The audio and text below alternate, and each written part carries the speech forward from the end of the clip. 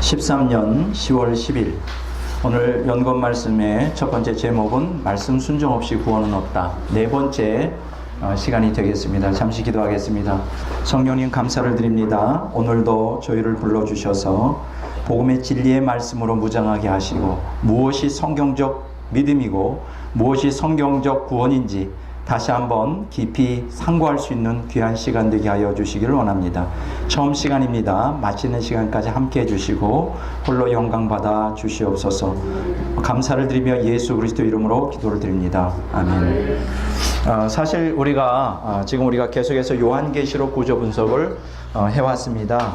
그리고 이제 마지막 요한계시록 구조 분석의 마지막 단계인 계시록 15장부터 22장까지를 남겨두고 좀 갑자기 이제 하나님께서 저에게 은혜를 부어주셔서 그 요한계시록 14장에 나오는 14만 4천들이 어떻게 신앙생활을 했는가 이제 그 말씀을 하는 가운데 이제 말씀 순종 없이 구원은 없다라고 하는 이 엄청난 주제를 이제 가지고 이제 특강을 계속하고 있습니다.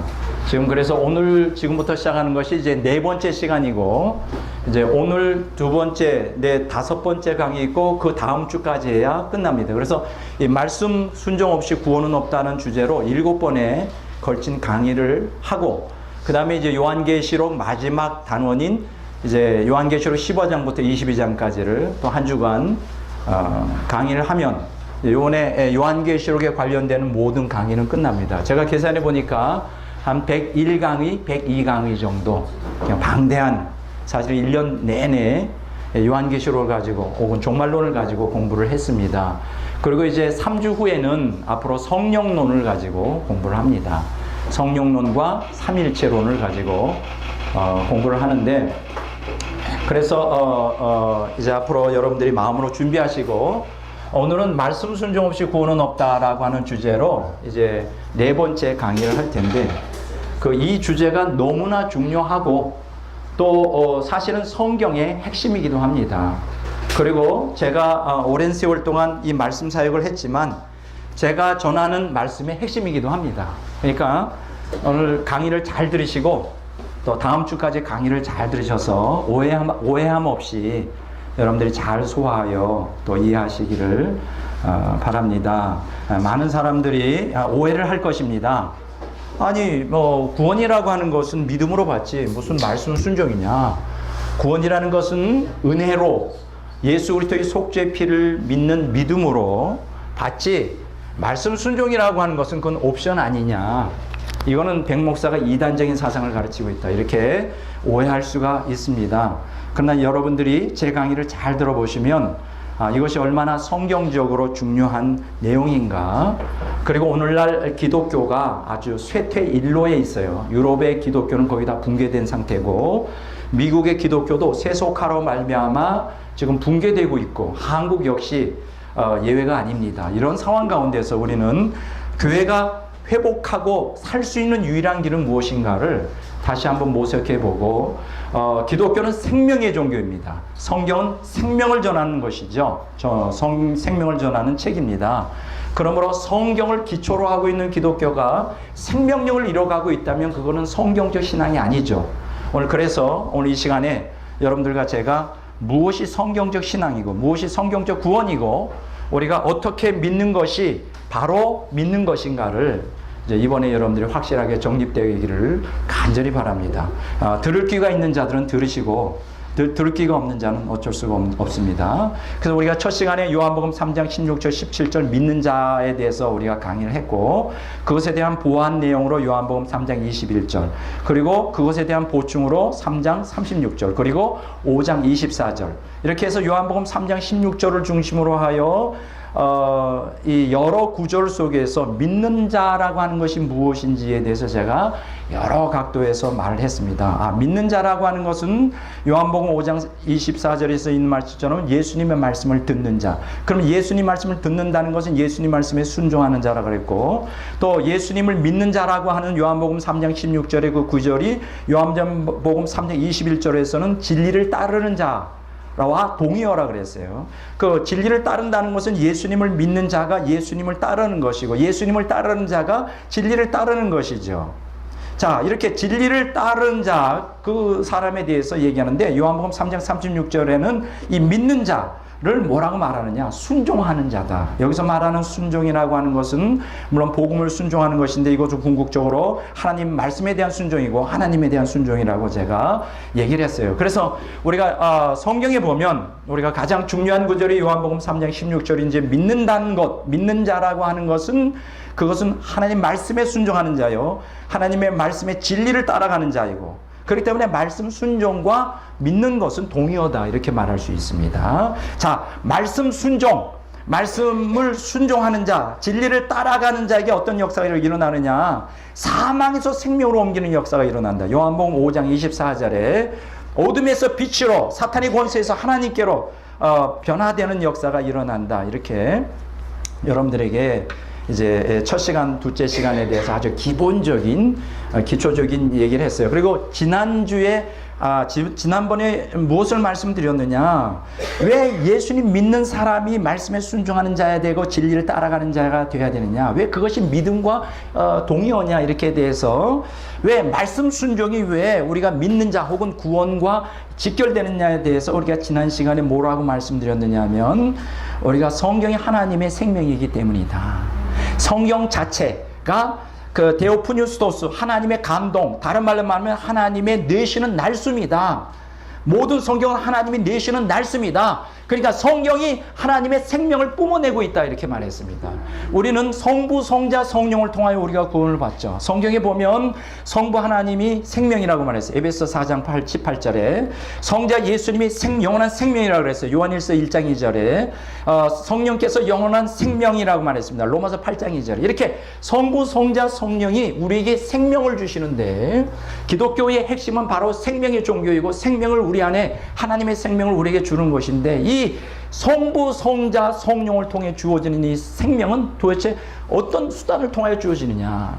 성경에 계시된 하나님, 성경에 계시된 예수 그리스도, 성경에 계시된 성령을 통하여 주어지는 생명이에요. 그러니까 성경을 떠나서 하나님을 통해 생명을 얻는 것은 조물주 개념으로서 그건 타종교의 이러한 법신론 개념으로 전락하게 되고 성경을 떠나서 예수 그리스도를 믿어 생명을 얻고자 하는 자들은 이것은 하나의 도덕 선생으로서 역사적 예수로서 하나의 우리의 그 윤리적인 모범으로서 전락하는 나사렛 예수로 그냥 전락하는 것이 되고 성경을 떠나서 성령을 통해 생명을 얻고자 하는 자들은 다 무당 푸닥거리를 통하여 그 악신이 우리가 악신을 통하여 그 악한 영들을 받는 것처럼 이러한 잡신의 사상으로 전락할 수밖에 없는 거예요. 우리가 성부, 성자, 성령, 삼위일체 하나님을 통해 생명을 얻는다는 것은 성경에 계시된 하나님, 성경에 계시된 예수 그리스도, 성경에 계시된 성령을 통하여 받는 것이다. 그래서 우리가 하나님 말씀에 순종한다는 것은 곧 예수 그리스도, 성경에 계시된 예수 그리스도를 믿는 것과 동의하다. 이렇게 제가 지난주에 말씀을 드렸습니다. 그래서 제가 지난번에 말하기를 우리가 그 히브리어가 쇠퇴되고 이스라엘 포로기 이후에 구약의 국제어인 아람어로 히브리어를 번역했을 때 탈굽역이라 그러는데 이 탈굽역에서는 여호와를 말씀과 동의어다 이렇게 말했습니다. 말씀이 동의어예요. 말씀과 여호와는 같은 거예요. 예수 그리스도와 말씀은 같은 거예요. 성령과 말씀은 같은 거예요. 왜냐하면 성령은 진리의 성령이기 때문이에요. 성령이 이 땅에 오시고 성령이 우리에게 주어진 궁극적인 목적은 은혜 받고 은사 주는 게 궁극적인 목적이 아니라 진리를 깨닫게 하는 거예요. 진리 가운데를 인도하고 진리 가운데 진리를 통하여 우리 안에 생명을 주는 것이 성령께서 존재하는 목적인 것이에요. 그래서 지난주에 지난번에 내가 말씀드리기를 쉐키나라 그랬죠. 그건 하나님의 영광이라 그랬어요. 그 하나님의 쉐키나는 하나님의 말씀과 동의한 것입니다. 성경은 하나님의 쉐키나가 충만한 책이에요. 그래서 우리가 그러면 성경이 하나님의 생명이 될 때 어떻게 될 수 있을까? 그냥 믿습니다. 말씀을 믿습니다. 말씀을 그냥 우리가 의지적으로 순종한다고 되는가? 그게 아니라고 제가 여러분들에게 말씀드렸습니다. 성경이 하나님의 생명을 분출하는 하나님의 생명의 본질인데 이 성경이 우리에게 생명이 되려면 이 말씀이 내 안에 거해야 돼요. 여기서 중요한 것은 바리새인들이 하나님 말씀을 지키려고 했지만 말씀을 내 안에 거하지 못하게 했기 때문에 그들이 생명이 되지 못한 거예요. 오늘날 많은 기독교인들은 말씀을 지키려고 합니다. 그 말씀을 그냥 내 의지로, 그렇죠, 내 이성과 내 의지로 지키는 것을 우리가 율법주의라고 말해요. 그 율법주의 가지고서는 우리가 구원받을 수 없습니다. 말씀이 내 안에 생명이 되려면 어떻게 되느냐? 말씀이 내 안에 어떻게 해야 된다? 거해야 돼요. 말씀이 생명으로서 내 안에 거할 때 우리는 정말 거듭나는 역사를 일으킵니다. 우리가 그걸 중생이라고 말합니다. 그래서 성경을 통해 우리가 거듭나는 거예요. 베드로전서 1장 23절 24절. 우리가 성경에서 영생을 얻는 거예요. 요한복음 5장 39절. 우리가 성경에서 구원을 얻는 거예요. 디모데전서 3장 15절. 오늘 제가 이렇게 말을 빨리 하는 것은 하고 싶은 얘기가 너무나 많고, 지금 오늘 제가 여러분들에게 그 자료를 나눠드렸죠. 이것도 보세요. 깨알만 하잖아요. 사실 이걸 갖다가 얼마나 이게 지금 할 얘기가 많은지, 그래서 제가 말을 빨리 하는 거예요. 그러니까 정신 바짝 차리시고 여러분들이 이 강의를 들으시기 바랍니다. 제가 말씀드리는 건 말씀 순종이라는 것은 외적인 말씀 순종을 얘기하는 게 아니에요. 행위구원을 얘기하는 게 아닙니다. 여러분 오해하지 마세요. 제가 말하는 이 말씀 순종은 내 안에 거하는 말씀을 얘기하는 거예요. 내 안에 생명의 말씀이 내 안에 거할 때 중생의 역사가 일어나고 성화가 되고 죄가 깨어지고 이 어둠이 물러가고 어둠에서 사탄의 권세에서 하나님께로 돌아오는 역사가 있는 거예요. 그러니까 말씀을 외운다고 되는 게 아니고, 말씀을 갖다가 믿습니다 한다고 되는 게 아니고, 말씀을 그냥 행한다고 외적인 행실로 말씀을 행한다고 해서 그것이 생명이 되는 게 아니고, 말씀이 내 안에 어떻게 된다? 거해야 돼요. 자, 그러면 여기서 아주 중요한 질문이 있습니다. 말씀이 내 안에 거하려면 어떻게 돼야 될까? 제가 지난주에 너무나 짧기 때문에 그냥 제목만 얘기하고 끝났는데, 오늘 좀 더 구체적으로 두 가지를 말씀을 드리고 이제 오늘 본론되는 아주 중요한 말씀이 될 것입니다. 오늘 강의와 두 번째 시간이 너무 중요한 말씀이에요. 그래서 오늘 여러분들에게 참석한 여러분들에게 복이 있을 것입니다. 강모니까 제가 약장사 같으네요. 아니에요. 약장사. 근데 약장사 아니에요. 저는 예수님의 복음을 증거하는 자입니다. 자, 보세요. 자, 두 가지를 먼저 말씀드립니다. 첫째, 말씀이 내 안에 거하려면 어떻게 되느냐. 이게 관건이에요. 오늘날 많은 기독교인들이 말씀을 외웁니다. 많은 기독교인들이 말씀을 배웁니다. 많은 기독교인들이 말씀대로 행하려고 발부둥 칩니다. 그런데 문제는 뭐냐? 말씀이 그 안에 거하지 않기 때문에 생명이 되지 못해요. 말씀이 그 안에 거하지 않기 때문에 변화가 되지 않습니다. 여러분 이런 얘기 들어보셨죠? 예수님은 잘 믿는데 은사도 막 기도해가지고 은사도 받고 불 받는데 왜 그렇게 성질이 안 변하는 거예요? 그래. 성질은 변할 수가 없는 거야. 그래, 예수님 수십 년 믿어도 그 못된 성질은 바뀌기가 어려워. 그 천성은 바뀌기가 어려워. 여러분 그런 소리 많이 들었죠? 또 저도 그렇게 말을 많이 했어요. 야, 성질 바뀌지 않대. 근데 제가 깨달았어요. 성질이 왜 안 바뀌는지 아십니까? 간단해요. 말씀이 그 안에 거하지 않기 때문에. 아멘. 말씀이 그 안에 생명으로 거하면 성질은 바뀌게 돼 있어요. 아멘. 이제 제가 그 얘기에 대해서 나중에 자세하게 말씀을 드리겠습니다. 성질 바뀔 수 있어요. 여러분들의 못된 성질, 내 못된 성질 다 바꿀 수 있습니다. 내 나쁜 성질, 나의 나쁜 그 악습에 젖어 있는 이 못된 성질을 하나님의 생명의 말씀이 내 안에 거하면 나는 바뀌게 돼 있어요. 그래서 새로운 피조물이 되는 거예요. 자, 우리 성질 바꿉시다. 자, 우리 힘으로는 안 되죠. 그 성질 하루아침에 안 됩니다. 그러나 말씀이 내 안에 생명으로 가면 그 성질은, 못된 성질은 바뀌게 되어 있습니다. 자, 그러면 여기서 오늘 두 가지를 먼저 이 첫 시간 강의에 말씀드립니다. 첫째, 말씀이 내 안에 거하면 어떤 역사가 일어나느냐. 제가 6가지를 지난번에 간단하게 제목만 말씀드렸는데 이 시간에는 일일이 찾아서 말씀드리고, 두 번째, 말씀이 내 안에 거하려면, 이제 가장 중요한 게 생명의 말씀이 내 안에 거해야 역사가 일어나는데, 그러면 도대체 이 말씀이 내 안에 거하려면 어떻게 되냐? 한 가지 방법이 있죠. 이걸 갖다가 읽고서 이걸 찢어가지고 이거 먹는 거예요. 어떤 사람은 그렇게 먹더라고. 읽고 외우고 이걸 먹어. 그럼 말씀이 내 안에 거하게 될까요? 그러면 나는 이거 다 먹었어요. 나 이거 다 먹었어. 밥 안 먹고 이것만 먹었을 거예요. 근데 그런다고 해서 말씀이 내 안에 거하는 게 아니라는 거예요.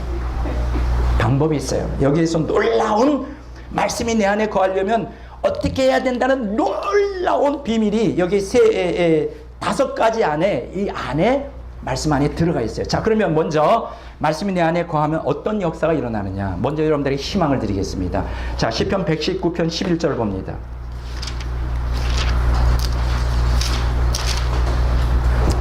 자, 성경 시편 119편 11절을 봅니다.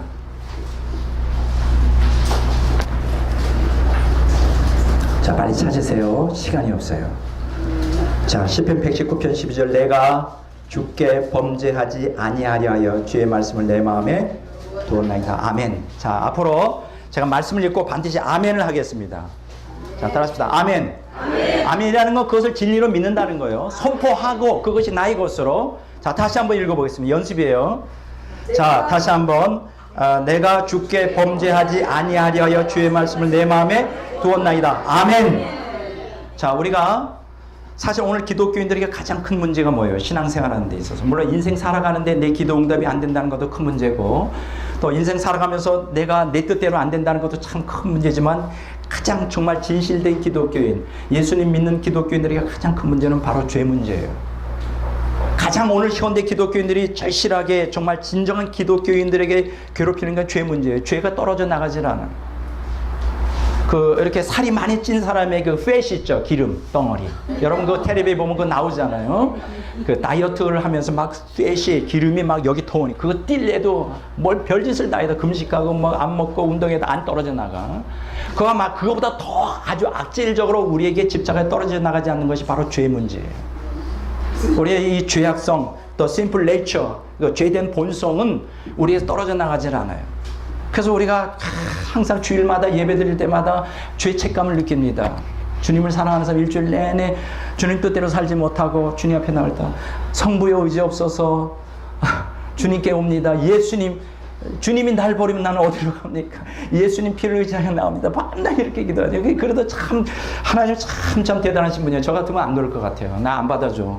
일주일 내내 너 세상과 바람 피우고 세상을 사랑하고 음란하게 살고 그리고 성부의 의지 없어 나한테 온다?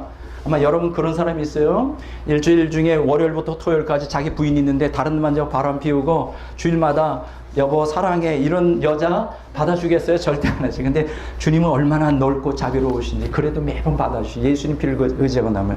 근데 중요한 것은 뭐냐? 예수님 피를 의지하고 나오고 또 회개한다고 하는데 죄성이 떨어져 나가질 않아요.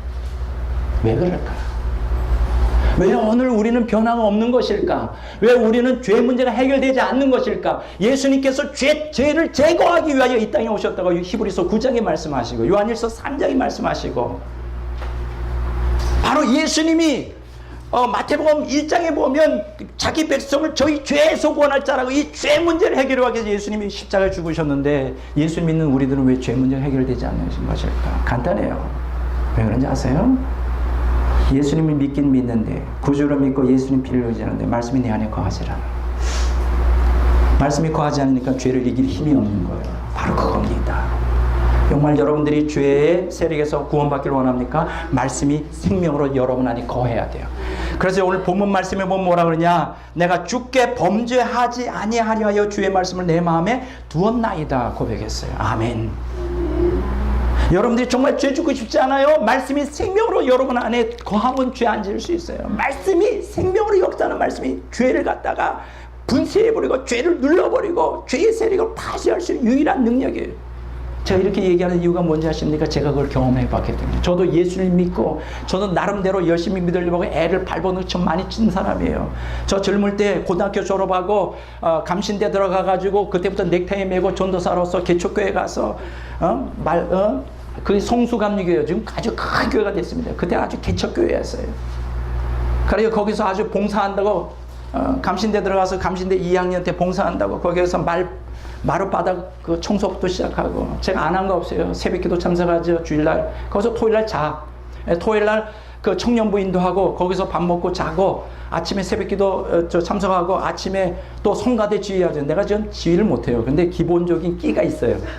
그래서 어깨 너머는 건 성가 지휘도 하고 그 다음에 초등학교 반사 역할도 하고 대예배 참석하고 또 오후 예배는 점심 먹고 나와서 애들 갖고 대해서 나가서 전도하고 그리고 수요일날 예배 참석하고 그러니까 거의 일주일 내내 풀로 개척교회 가서 충성봉사했어요. 제가 그때부터 그렇게 주님 앞에 헌신했어요. 제가 19살, 20살 때부터 말씀 집회를 인도했어요. 40명을 대상으로. 종로 2가, 종로 5가에 보면 기독교 회관, 카톨릭 회관이라고 있어요. 지금 있는지 모르겠어요. 그거 빌려가지고 목요일 집회를 그때 했어요. 20대 초반에. 그리고 주님 뜻대로 살려고 반복했어요. 20대 초반에 오산리 기도원, 한월산 기도원에 가면 또 방언 받는다고 계도 받는데 그래서 방언 받으려고 그냥 줄기차게 그냥 한월산도 갔고 오산리 기도는 또 그 특기가 장기가 뭐냐? 금식을 또 잘해요. 그래서 저는 3일, 5일, 7일, 10일 14일, 21일 금식을 갖다가 수시로 했어요. 그땐 젊을 때였으니까. 지금은 못하겠더라고요. 네. 그래서 난 이렇게 생각합니다. 다 때가 있는 거예요. 금식도 젊은 때 좀 하세요. 지금 하려니까 좀 힘들어요. 그렇게 열심히 했어요. 그런데 문제가 하나 있어요. 그렇게 열심히 신앙생활 했어요. 근데 문제가 하나 있어요. 죄의 세력에서 내가 벗어나지 못하고 있는 거예요. 그것 때문에 얼마나 수십 년 동안 고민을 하고 수십 년 동안 괴로워했는지 내가 목사만 아니면 뭐 덜 괴로워했겠지. 뭐 그럴 수 있겠지. 근데 목사가 돼가지고 강단에 서서 말씀 선포하는데 예수님이 우리를 죄에서 구원하기 위해서 오셨다고 선포하는데 나는 정작 내 자신이 죄의 세력에 얽매여 있어서 괴로워하고 고통당하고 죄에 질질질 끌려가는 거예요. 주일날 아침마다 주여 성부여 의지옵소서 이런 기도만 하는 거예요. 내가 지금 붕괴하고 있는지 모르겠네요. 여러분 그런데 저는 지금 죄의 세력에서 좀 벗어나고 있어요. 완전히 벗어난 건 아니에요. 죄가 장악하지 않고 있다는 거예요. 여러분 기억하십시오. 죄를 짓는 자, 죄를 계속 짓는 자는 마귀의 자손인 거예요. 마귀의 자식이에요. 요한복음 1서 3장에 나와요.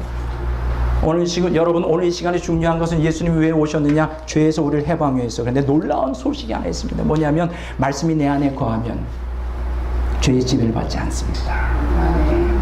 범죄하지 않아요. 여러분 이게 우리의 소망이에요. 생명의 말씀이 내 안에 거하면 죄를 짓지 않아요. 제가 지금 생명의 말씀이 제 안에 거하고 있어요. 그래서 제가 죄의 지배를 받고 있지 않아요. 오해하지 마세요. 죄가 전혀 없다는 게 아니에요. 그러나 죄의 지배를 받고 있지는 않아요. 저희는 자유로워요. 얼마나 요새 행복한지 몰라요. 이제 행복에 대해서 또 얘기할 거예요. 너무 싫어하지 마세요. 그 이유가 있어서 다음에 얘기해 줄 거예요. 자, 두 번째 시간이 없기 때문에 자, 우리가 말씀이 내 안에 거하면 어떻게 되느냐? 시편 37편 31절 보겠습니다.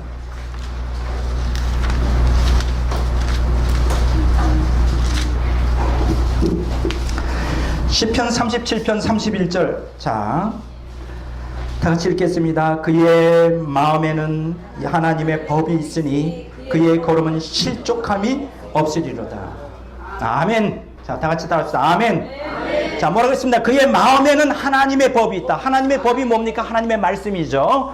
마음에 하나님의 말씀이 거하면 어떤 놀라운 역사가 일어나느냐? 그의 걸음은 실족함이 없다. 여기서 걸음이 뭘 얘기합니까? 인생 살아가는데 살아가는 삶이죠. 인생 살아가는데 실족함이 없다. 그래서 여기서 실족이라는 게 뭡니까? 시험에 들지 않는단 말이에요. 유혹에 빠지지 않는단 말이에요. 원어를 보면 유혹에 빠지지 않는단 말이죠.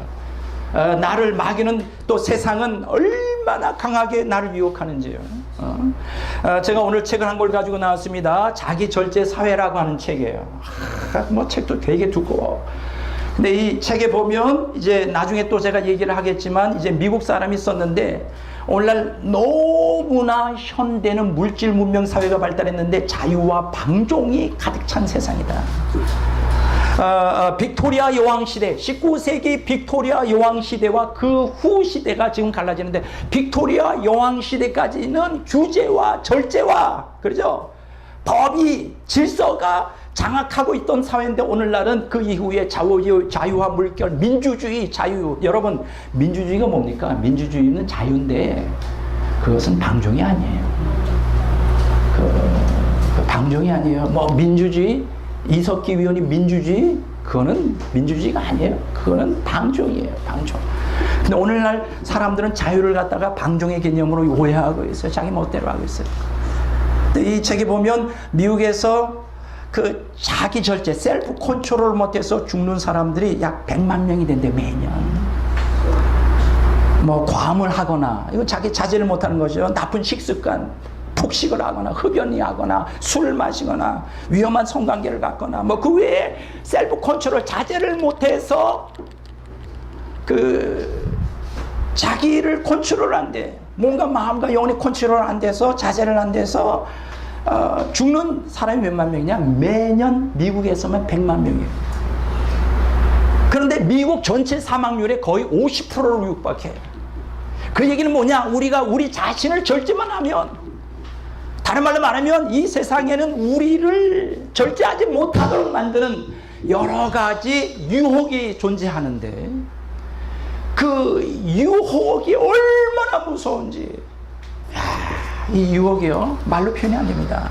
지금 이 자기절제 사회에 보면요 여러 가지 유혹에 대해서 오늘 현대인들은 참 좋은 물질 문명 속에 살고 있지만 또 한편에 불행이야. 너무나 유혹이 많아. 우리를 파괴하려고 하는 유혹, 그런 유혹에 노출되어 있는데 오늘 기독교인이라고 여인은 아닙니다. 우리가 이 세상에 땅을 딛고 살고 있잖아요.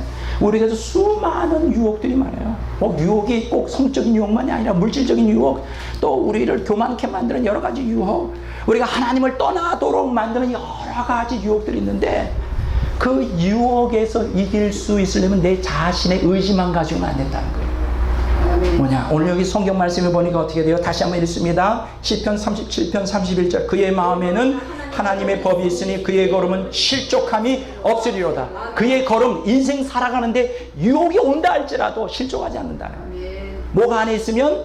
하나님 말씀 안에 있으면, 말씀이 내 안에 있으면. 여러분, 오늘 우리를 그 유혹, 나를 절제하지 못하도록 방탕하게 방종하도록 만드는 그 유혹에서 나를 건질 수 있는 건 오직 하나밖에 없어요. 내 안에 거하는 하나님의 말씀. 이거 좀 낮춰야 되겠네요. 좀 하울링이 돼요. 이게 좀 터졌어요. 한쪽에 안 나왔었거든요. 어쩐지 이상하더라고. 한쪽만 들리는데 조금 좀 낮춰주세요. 자, 여러분들이 유혹을 여러분의 힘으로 이길 수 있을 것 같아요? 절대 아닙니다. 하나님 말씀이 여러분 안에 거해요. 그러면 하나님 말씀이 내 안에 거하려면 어떻게 될까? 뭐 여러 가지 좀 또 이제 방법이 있어요. 말씀을 붙들고 기도하고 하나님의 능력과 권능을 갈망하는 것입니다. 예, 됐어요. 자, 오늘 자 중요합니다. 자, 세 번째 시편 40편 8절을 읽어보겠습니다. 자, 시편 40편 8절입니다. 시편 40편 8절 다 같이 한번 읽어보겠습니다. 나의 하나님이여 내가 주의 뜻 행하기를 즐기오니 주의 법이 나의 심중에 있나이다. 여러분, 여러분들이 주님의 뜻을 따라 행하기를 원합니까? 마태복음 7장에 말씀하시기를 주여 주여 하는 자마다 다 천국에 들어갈 것이 아니요 아버지의 뜻대로 행하는 자라야 천국에 들어간다. 요한일서 2장에 뭐라 그랬습니까? 하나님의 뜻을 행하는 자는 영원히 천국에 거한다. 여러분, 하나님의 뜻을 행해야 돼요. 근데 많은 사람들이 하나님의 뜻이 뭔지를 잘 모릅니다. 오늘 동쪽으로 가는 게 하나님의 뜻일까? 오늘 서쪽으로 가는 것이 하나님의 뜻일까? 뭐 이런 식으로 따져요. 왜 자꾸 오늘 하나님의 뜻을 추구하는지 알아요? 하나님의 뜻대로 살아가면 고난이 없을 거라고 생각하기 때문에. 천만에요. 주님 뜻대로 살아도 고난이 더 많습니다. 우리가 주님의 뜻을 알고 주님의 뜻대로 살아가려면 어떻게 되느냐? 말씀이 내 안에 거하면 돼요. 하나님의 말씀이 내 안에 거하면, 요한복음 15장에 뭐라 했습니까? 말씀이 너희 안에, 너희가 내 안에 거하면 무엇인지 원하는 대로 행하는. 다른 말로 말하면 생명의 말씀이 내 안에 거하면, 내 안에 거하면 무엇인지 원하는 대로 해도 그게 하나님의 뜻이에요. 그 말씀이 나를 이끌고 가니까. 그 내 안에 거하는 하나님 말씀이 주의 뜻을 향하여 이끌고 가니까. 여러분들이 참으로 주님의 뜻이 무엇인지 알기로 원합니까? 말씀 안에 거하십시오. 말씀 안에 거하셔야 돼요. 말씀이 여러분 안에 생명으로 거해야 돼요. 그러면 주님의 뜻을 확실히 알 수가 있습니다. 자, 네 번째로 말씀이 내 안에 거하면 어떤 역사가 일어나느냐? 의를 행하게 돼요. 자, 이사야서 51장 7절을 봅니다. 이사야서 51장 7절. 자, 다 같이 한번 읽어보도록 하겠습니다. 이사야서 51장 7절. 자, 따라서 읽습니다. 찾으셨어요? 이사야서 51장 7절. 의를 아는 자들아, 마음에 내 율법이 있는 백성들아. 아멘. 여기까지. 다시 한번 읽습니다. 의를 아는 자들아, 마음에 내 율법이 있는 백성들아. 아멘. 자, 의를 아는 자들, 또 마음에 율법이 있는 백성, 동의합니다. 우리 마음에 하나님의 말씀이 생명으로 안에 거하면 우리가 어떻게 하느냐? 의의 열매를 맺게 돼요. 그 말씀이 우리를 의의 열매를 맺도록 해요. 여러분, 지금 말씀 순종은 어떤 일반 윤리의 어떤 도덕 행위가 아닙니다. 행위를 얘기하는 게 아니에요. 그 하나님의 의를 행하도록 내 안에 거하는 말씀이 나를 끌고 간단 말이에요. 오늘 여러분들이 하나님의 의를 행해야 됩니다. 그것을 통해 하나님의 의를 통하여 하나님의 영광 받으시기 때문에요. 그 우리가 우리가 예수를 믿게 되는 궁극적인 목적은 의를 행하는 백성 되게 하려고 하셨다 그랬어요. 의의 열매를 맺는 백성 되어야 돼요. 자, 그러기 위해서는 어떻게 되느냐? 우리 안에 뭐가 거해야 돼요? 말씀이 거해야 돼요. 말씀이 거하면 여러분들은 의를 행할 수 있어요. 여러분, 말씀이 여러분 안에 거하면 소인배가 아니 되고 군자가 될 수 있어요. 오늘 두 가지 형태의 인간이 있어요. 하나는 군자형 인간이 있고 하나는 소인배 인간이 있어요. 이건 공자가 하신 말씀이에요. 소인배 인간은 어떤 거냐? 자기의 탐욕을 따라 자기의 앞에 눈앞에 이익만을 위해서 인간관계를 맺고 사회생활을 해요. 이게 소인배죠. 소인배. 그러나 군자형 인간은 뭐냐? 의를 위하여 인간과 관계를 맺고 어떤 일을 해요. 자기 유익이 아니라 그 의를 위하여, 대의를 위하여, 이웃을 위하여, 좀 더 다른 선을 위하여. 그게 군자형 인간이에요. 오늘 기독교인들은 소인배가 되어서는 안 되는 거예요. 오늘날 얼마나 많은 기독교인들이 예수를 믿는다고 입으로는 말하고 은사를 갖고 있고 그런 사람들이 얼마나 소인배 같은 인간들이 많은지요. 자기 유익만을 추구해요. 왜 그럴까요? 왜 그렇게 되는가요? 그들 안에 하나님 말씀이 생명으로 거하지 않기 때문에 그래요. 여러분, 우리는 군자형 인간이 돼야 돼요. 하나님의 영광을 드러내고 자기의 그 손해가 좀 있다 할지라도 대의를 위하여 희생하고 결국 그것이 자기에게 복이 되고 하는 거예요. 그걸 하나님이 기뻐하시는 거예요. 그러려면 어떻게 되느냐? 말씀이 우리 안에 거해야 돼요. 자, 다섯 번째, 말씀이 내 안에 거하면 어떤 역사가 일어나느냐? 마귀를 이길 수 있어요. 이야, 이건 놀라운 것입니다. 요한일서 2장 14절을 읽어보겠습니다. 요한일서 2장 14절. 자, 13절부터 14절까지 읽겠습니다. 요한일서 2장 13절 14절. 아비들아, 내가 너희에게 쓰는 것은 너희가 태초로부터 계신 이를 알았으며, 청년들아, 내가 너희에게 쓰는 것은 너희가 악한 자를 이겼음이라. 아이들아, 내가 너희에게 쓰는 것은 너희가 아버지를 알았으며, 아비들아, 내가 너희에게 쓰는 것은 너희가 태초부터 계신 이를 알았으며, 청년들아, 내가 너희에게 쓰는 것은 너희가 강하고 하나님 말씀이 너희 안에 거하시며 너희가 흉악한 자를 이겼음이라. 아멘. 자, 여기 보면 13절 후반부에 보면 너희가 악한 자를 이겼다 그랬어요. 근데 어떻게 악한 자를 이길 수 있을까요?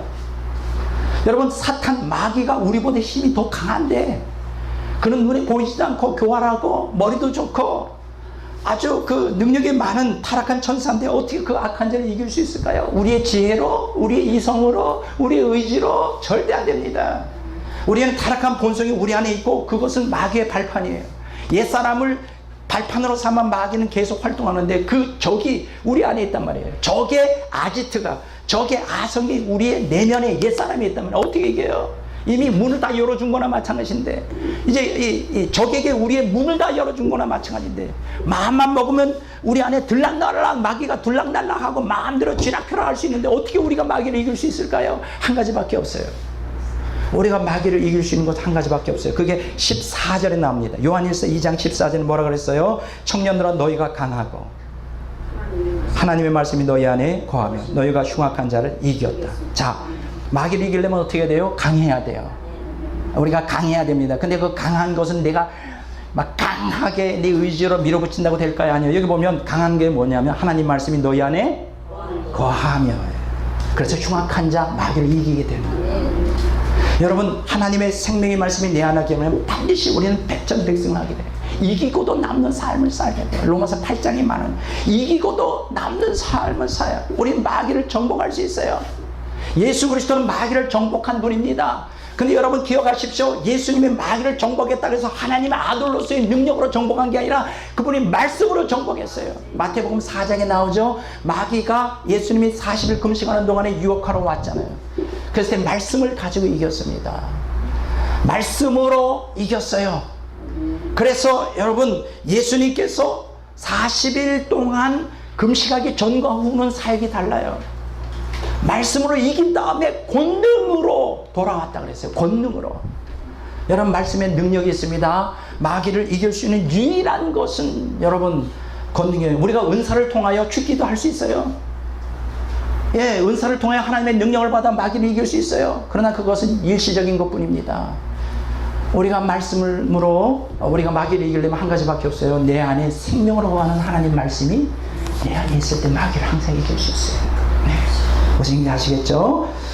그리고 하나님 말씀이 내 안에 보면 어떤 역사가 일어나느냐. 골로새서 3장 16절을 봅니다. 영적 풍성을 경험하게 됩니다.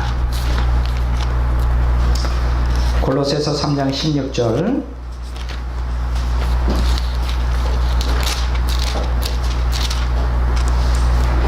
자, 다 같이 읽어보겠습니다. 그리스도의 말씀이 너희 속에 풍성히 거하여 모든 지혜로 피차 가르치며 권고하고 시와 찬미와 신령한 노래를 부르며 감사하는 마음으로 하나님께 찬양하고. 자, 여기 보면 아멘. 자, 따라서 아멘. 여기 보면 그리스도의 말씀이 너희 안에 풍성히 거한다로 하는 것이 전제가 되어 모든 지혜로 피차 가르치고 권면하며 시와 찬송과 신령한 노래를 부르고 감사하는 마음으로 하나님을 찬양하는, 다른 말로 말하면 영적으로 풍성한 이제 삶을 살게 되는데, 그것이 뭐냐? 우리 안에 그리스도의 말씀이 풍성히 거할 때 가능하다는 거예요. 하나님의 말씀이 내 안에 생명으로 거할 때 주님을 향한 뜨거운 찬양이 나옵니다. 주님을 향한 뜨거운 열정과 사랑이 쏟아져 나와요. 그래서 그 사람은 영적 풍성을 이 땅에서 경험할 수가 있어요. 이 모든 것이 그 안에 생명으로 하나님 말씀이 거할 때 이것이 가능한 것이에요. 자, 오늘 제가 하나님이 말씀이 내 안에 거하면 5, 6가지 복을 말씀드렸습니다. 범죄치 않고 실족치 않고 주의 뜻을 행하게 되고 의를 행하게 되고 마귀를 이기게 되고 영적인 풍성을 누리게 된다. 이렇게 좋은 것을. 근데 다른 말로 말하면 말씀이 내 안에 거하지 않으면 말씀을 믿는다 그래서 말씀을 그냥 행한다고 해서 이런 역사가 일어나지 않아요. 제가 말씀 순종하라는 것은 말씀이 내 안에 거하는 그 순종을 얘기하는 것입니다. 보시기 이해가 되시죠? 예. 자, 그러면 여기서 아주 중요한 게 있어요. 다 이게 이제 말씀이 내 안에 거면 이러한 놀라운 역사, 이걸 다 우리가 원하는 바인데, 중요한 것은 실제적으로 하나님의 말씀이 생명으로 내 안에 거하려면 어떻게 해야 될까? 이게 지금 제일 중요한 거예요. 어떻게 하면 하나님의 말씀이 내 안에 거할까? 자, 첫 번째 뭐냐? 회개해야 돼요. 예레미야서 4장 3절입니다. 예레미야서 4장 3절.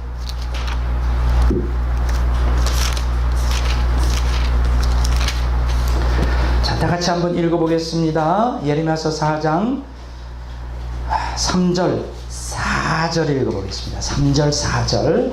자, 찾으셨죠? 1055쪽 전후입니다. 예레미야서 4장 3절 4절 다 같이 읽겠습니다. 여호와께서 유다와 예루살렘 사람에게 이와같이 이르노라. 너희 묵은 땅을 갈고 가시던 불에 파종하지 말라. 유대인과 예루살렘 주민들아, 너희는 스스로 할례를 행하여 너희 마음 가죽을 베고 나 여호와께 속하라. 그리하지 않으면 너희 악행으로 말미암아 나의 분노가 불같이 일어나 사르리니 그것은 끌 자가 없으리라. 자, 여기 보면 아멘.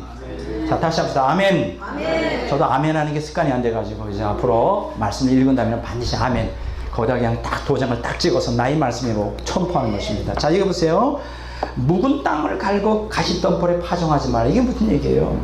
이거는 농사를 지은 사람들은 누구나 다 상식적으로 아는 거예요. 저는 농사를 접은 적이 잘 모르지만 기본 상식이죠. 여러분, 그냥 씨를 뿌린다고 해서 그것이 성장하고 그것이 열매를 맺는 거 아니죠. 묵은 땅은 그건 안 돼요. 묵은 땅이라는 게 뭐예요? 아주 딱딱하게 완악하고 굳어져 버린 거예요. 그렇게 해가지고는 땅이 숨을 쉬지 못하고 영양분을 갖다가 서로 교류할 수 없기 때문에 씨앗을 심는다 할지라도 생명의 역사가 나올 수 없죠. 그래서 갈아야 돼요. 그렇죠? 묵은 땅에 파종은 뭐냐? 씨를 뿌린다는 것이죠. 가신덤불에 파종하지 말라 그랬어요. 가신덤불에 파종해봤자 뭐예요? 그게 성장하다가 그게 죽고 말죠. 여러분, 마태복음 가시덤불 하니까는 기억나는 말씀 없습니까? 마태복음 13장에 씨 뿌리는 자의 비유에서 4가지가 나오잖아요. 하나는 길가밭, 하나는 돌밭, 하나는 가시덤불, 4번째는 좋은 밭.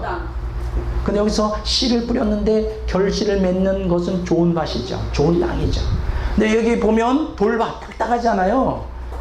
길가밭도 딱딱하죠.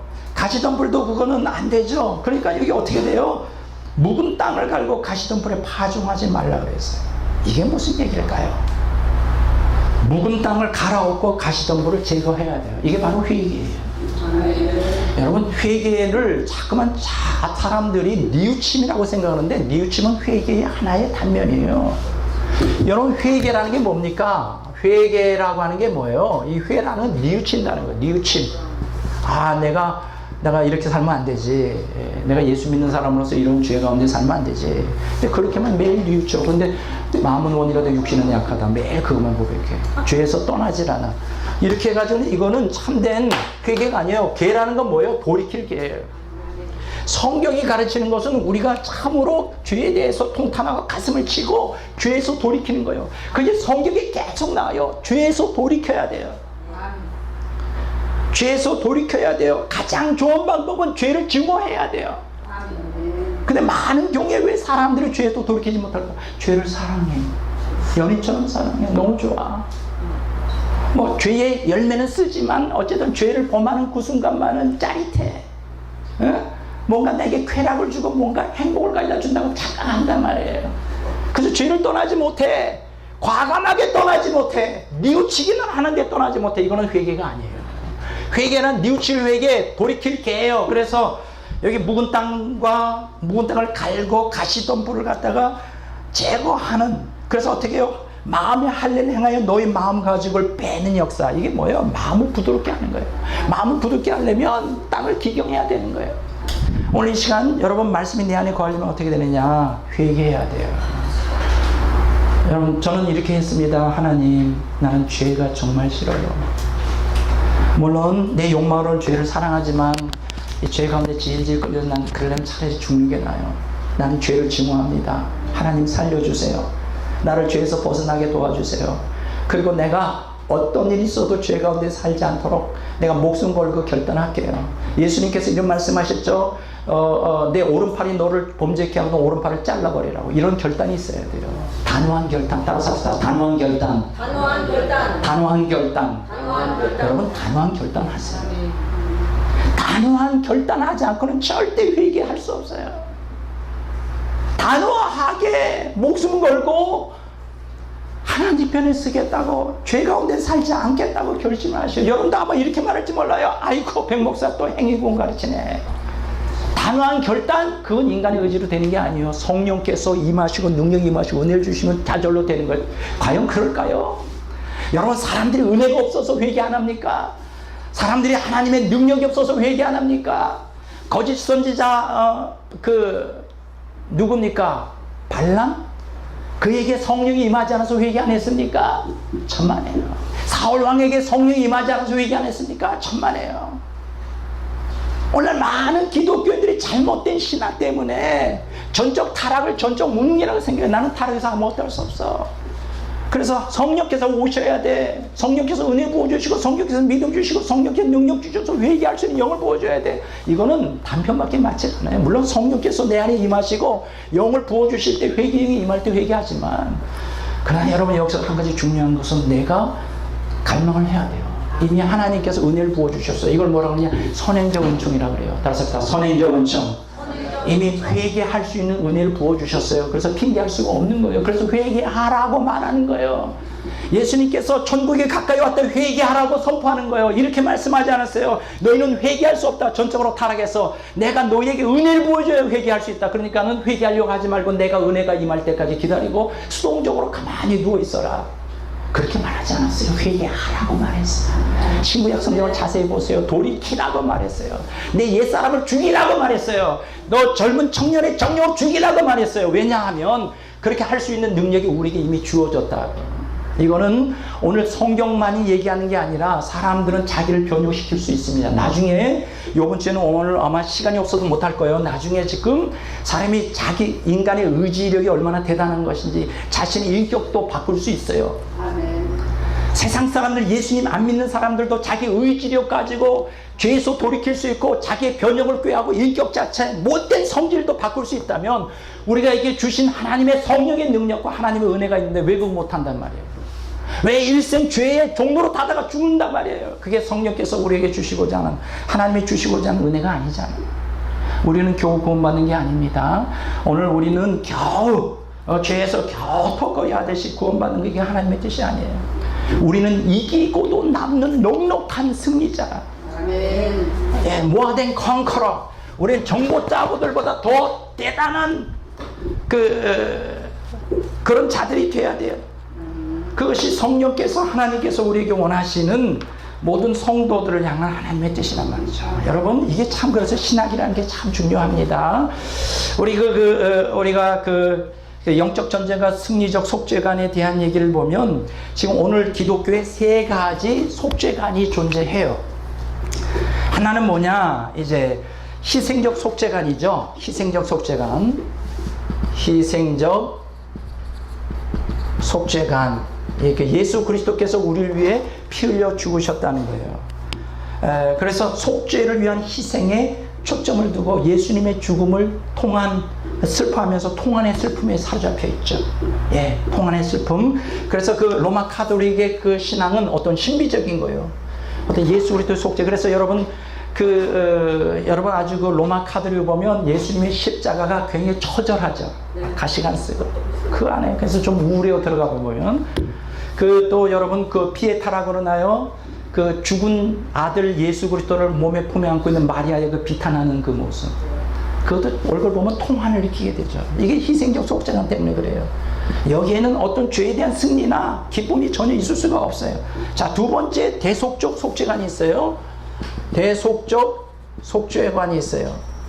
요거는 이제 개신교에서 이제 좀 주장하는 것인데, 이거는 뭐냐? 희생을 통한 대속이죠.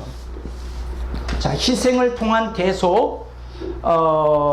이게 이제 희생을 통한 대속. 우리는 아무 고민 없다. 우리는 전적으로 타락이기 때문에 우리는 힘은 할 수 없다. 우리가 천국 들어가는 건 예수님이 십자가에서 피 흘려 죽으신 그 피공로 의지하여 우리는 죄인이지만은 그러나 예수님의 공로를 의지하여 우리는 천국에 들어간다. 이게 이제 대속적 속죄관인데, 이거는 뭐예요? 칭의에 초점을 두고 있죠. 칭의.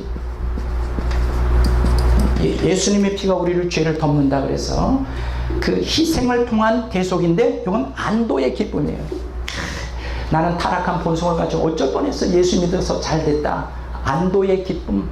그래도 예수님 피 때문에 천국 가니까 이거는 안도의 기쁨. 그리고 아까 희생적 속죄관은 뭐예요? 통한의 슬픔. 통한의 슬픔. 그래서 오늘 대다수의 기독교인들은 칭의 사상에 매달려서 대속적 속죄관에 사로잡혀 있어요. 안도의 기쁨. 기뻐요. 예수님 날 위해 피 흘려 죽었으니까. 근데 놀라운 것은 이거 가지고 안 된다는 거예요. 세 번째 뭐냐? 무슨 속죄관을 갖고 있어야 되느냐? 승리적 속죄관을 갖고 있어요.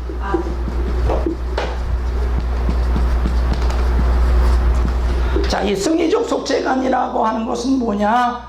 바로 대속을 통한 승리예요. 대속을 통한 승리. 그리고 이것은 역동적 희열이에요.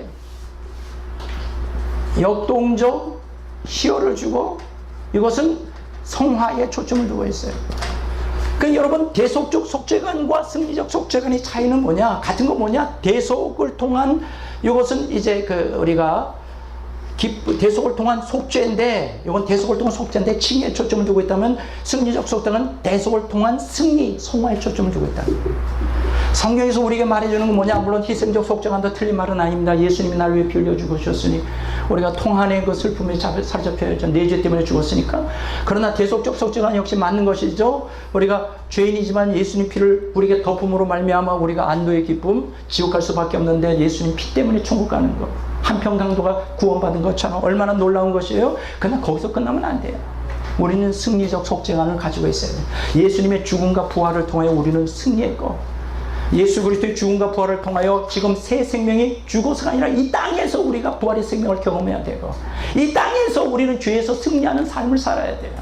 이 땅에서 우리는 천국을 경험해야 되는 거예요. 그래서 역동적 희열에, 오늘 나는 이렇게 생각합니다. 여러분들이 성화되어가는 과정 중에 있는 여러분들의 증거가 뭐냐? 여러분들이 행복한 사람이라는 고백이 날마다 나오거든요. 이 세상에서 가장 행복한 사람이 누구냐? 예수 그리스도를 믿는 성도들. 예수 그리스도를 믿는 성도들이 아닌 사람은 어느 누구도 행복한 사람은 없어요.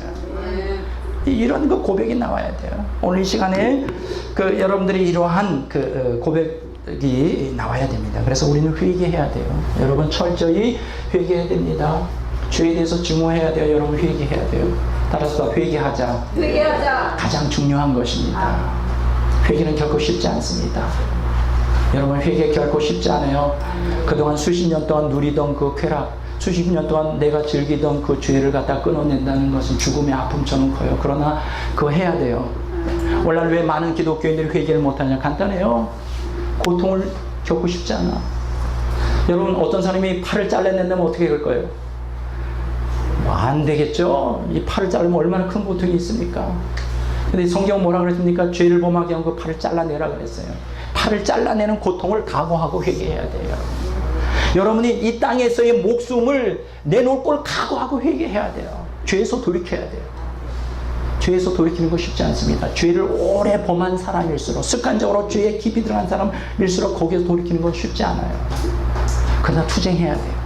투쟁해서 죄에서 벗어나는 그런 일을 하지 않으면 절대로 하나님 말씀이 내 안에 거할 수 없습니다. 회개하지 않으면 절대 생명의 역사는 없습니다. 왜 오늘날 개신교인들이 이렇게 생명의 역사가 없을까? 간단해요. 회개하지 않기 때문에. 회개하지 않아요. 회개를 외치는 목사님들 거의 없어요. 회개해야 돼요. 회개가 하나님 말씀이 내 안에 거하는 제일 기본적인 원이에요. 두 번째는 뭐냐? 사모해야 돼요. 하나님의 말씀이 내 안에 거하도록 사모해야 됩니다. 베드로전서 2장 1절 2절을 보겠습니다. 베드로전서 1장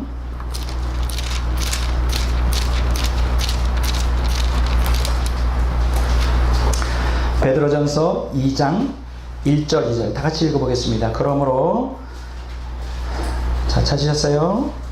베드로전서 2장 1절 2절 그러므로 모든 악독과 모든 기만과 외식과 시기와 모든 비방하는 말을 버리고 갓난 아이들 같이 순전하고 신령한 젖을 삼아라. 이는 그로 말미암아 너희로 구원에 이르도록 자라게 함이니라. 자, 여기 보면 아멘. 또 잊어버렸네요. 습관이 안 돼서 아멘. 자, 여기 보면 여기 번역이 조금 부족한 게 있어요. 2장 2절에 보면 갓난 아이들 같이 순전하고 신령한 말씀의 젖을 사모하라. 이렇게 번역을 해야 돼요. 말씀의 젖을 사모하라. 왜 사모해야 될까요? 구원에 이르도록 자라게 한다는 거예요. 여기서 말하는 구원은 뭘까요? 죽어서 천국을 얘기하는 겁니까? 물론 그것도 포함되지만 이 땅에서 죄로부터의 구원, 죄로부터의 구원도 포함돼요. 우리가 죄로부터 구원받으려면 어떻게 될까요? 순전하고 신령한 말씀의 젖을 사모해야 돼요. 근데 여기서 아주 중요한 게 있어요. 말씀을 사모하려면 전제가 있어요. 그게 뭔지 아십니까? 1절이에요. 바로 그냥 사모만 한다고 되는 게 아니에요. 말씀 사모하여 그냥 집회만 참석한다고 되는 게 아니에요. 여기 전제가 있어요. 베드로전서 2장 1절에 다시 한번 읽습니다. 그러므로 모든 악독과 모든 기만과 외식과 시기와 모든 비방하는 말을 버려라. 아멘. 버려야 돼요. 이게 또다시 회개하고 연결돼요. 여러분들이 말씀이 사모가 되려면 여러분 안에 쓰레기들을 제거해야 돼요.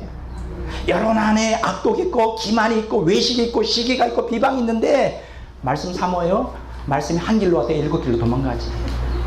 하나님의 생명의 말씀은 죄와 함께 할 수가 없어요. 이걸 깨달으시기 바랍니다.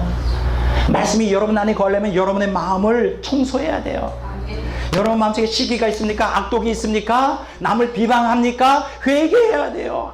하려고 할 때마다 가슴을 치고 하지 말라 그랬지. 가슴을 치고 잘못했어요 라고 하나님 앞에 예수님 피를 힘입어서 나와야 되는 거예요. 악독과 기만과 외식과 시기와 비방을 버려야 그다음에 신령하고 순전하고 신령한 말씀의 젖을 사모하게 돼요. 근데 그걸 통해서 우리가 죄에서 벗어나게 되는 거예요. 여러분 또 세 번째 뭡니까? 묵상을 또 해야 됩니다. 하나님 말씀이 묵상을 할 때 내 마음에 거하죠. 시편 1편 한번 보겠습니다. 자, 시편 1편. 여러분 너무나 잘 아는 말씀이죠. 시편 1편. 자, 시편 1편 2절 다 같이 읽어보겠습니다. 2절 3절까지 읽어보겠습니다. 오직 여호와의 율법을 즐거워하여 그의 율법을 주야로 묵상하는 자로다. 그는 시냇가에 심은 나무가 철을 따라 열매를 맺으며 그 잎사귀를 마르지 아니한 같으니 그가 하는 모든 일이 다 형통하리로다. 아멘. 자, 보세요. 여호와의 율법을 즐거워하야죠. 아까 사모한다는 말하고 동일하죠. 사모해야 돼. 하나님 말씀을 사모해야 됩니다. 갈망해야 됩니다. 생명의 말씀이 내 안에 들어와 나를 점령하고 나를 다스리도록 갈망해야 돼. 왜냐면 하나님의 말씀, 내 안에 거하는 하나님의 말씀만이 나에게 생명을 주고 이 세상에서 성공적인 행복한 삶을 살게 되는 전부이기 때문에 자, 그런데 보십시오. 하나님 말씀을 주야로 묵상하면 어떻게 되느냐? 3절에 보면 시냇가에 심은 나무가 철을 따라 열매 맺으며 그 잎사귀가 마르지 아니한 같이 모든 게 다 형통하다 그랬어요. 근데 여기서 전제조건을 써요. 묵상만 한다고 형통해질까요? 많은 사람들이 묵상합니다. 큐티합니다. 네, 형통합니까? 안 될 수도 있어요. 여기 전제가 있어요. 어떻게 말씀이 묵상이 되고 그 묵상하는 것이 생명이 되고 열매가 되고 시내가 좀 형통한 역사가 일어나려면 어떻게 되느냐? 전제가 되는데 1장 1절을 보세요. 악인의 길을 따라가지 말고 죄인의 길에 서지 마냐고 오만한 자의 자리에 앉지 않겠다는 굳은 결심이 있어야 돼요. 세상과 타협하지 말란 말이에요.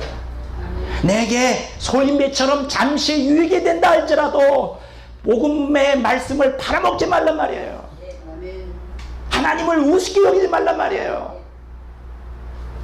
죄인의 꾀를 따라가지 말고 악인의 꾀를 따라가지 말고 죄인의 꾀를 서지 않냐고 오만한 자의 자리에 앉지 않을 때 묵상이 묵상다운 묵상이 되는 거예요. 사모가 되는 거예요. 그럴 때 어떻게 됩니까? 그럴 때 열매를 맺게 되고 형통하게 되는 거예요. 여기도 또한 전제가 뭐냐? 악인들의 꾀를 따라가지 않고 죄인들에게 서지 않고 오만한 자의 자리에 앉지 않는 게 전제가 되는 거예요. 여러분 큐티 한다고 그게 요새 큐티 운동 많이 하죠. 큐티 마음에 악을 품고 악인들의 꾀를 따라가고 죄인들의 길에 서고 오만한 자의 자리에 앉으면서 큐티 해봤자 무슨 소용이 있어요? 생명이 되지 않아요. 나는 그렇게 생각해요. 큐티보다 더 중요한 거는 죄를 회개하는 거라고. 세상과 타협하지 않는 거라고요. 그러면 말씀이 사모가 돼요. 말씀을 읽을 때 이게 생명으로서 내 안에 강하게 들어오기 시작한다는 거예요. 그래서 회개가 중요한 거예요. 자, 묵상. 그 다음에 네 번째, 말씀이 내 안에 걸려면 어떻게 될까요? 말씀을 지켜야 돼요. 묵상만 하고 있으면 안 돼요. 사모만 하고 있으면 안 돼요. 회개만 하고 있으면 안 돼요. 지켜야 돼요. 자, 잠언서 7장 2절 3절 봅니다. 시편 다음이죠.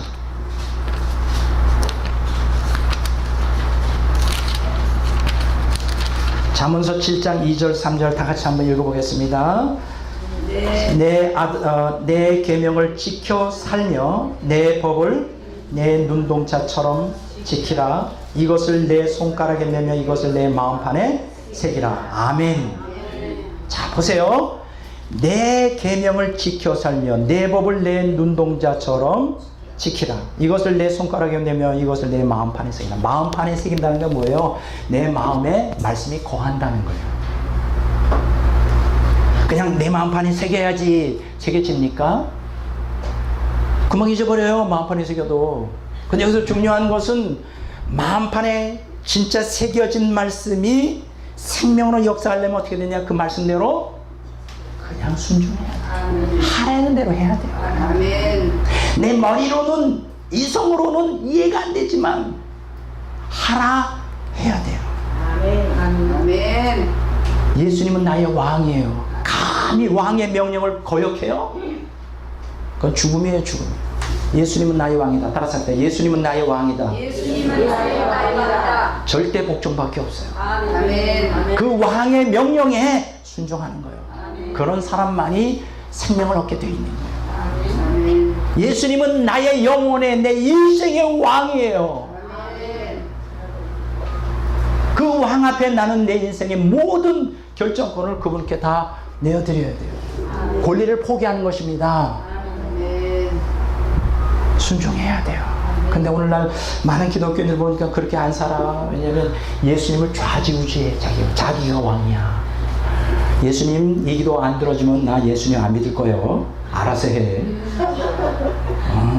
오늘 요새 목사 말씀에 은혜가 한데 자꾸만 죄 지적하며 나를 갖다 그러는데 나 기분 나쁘면 교회 떠날 거야.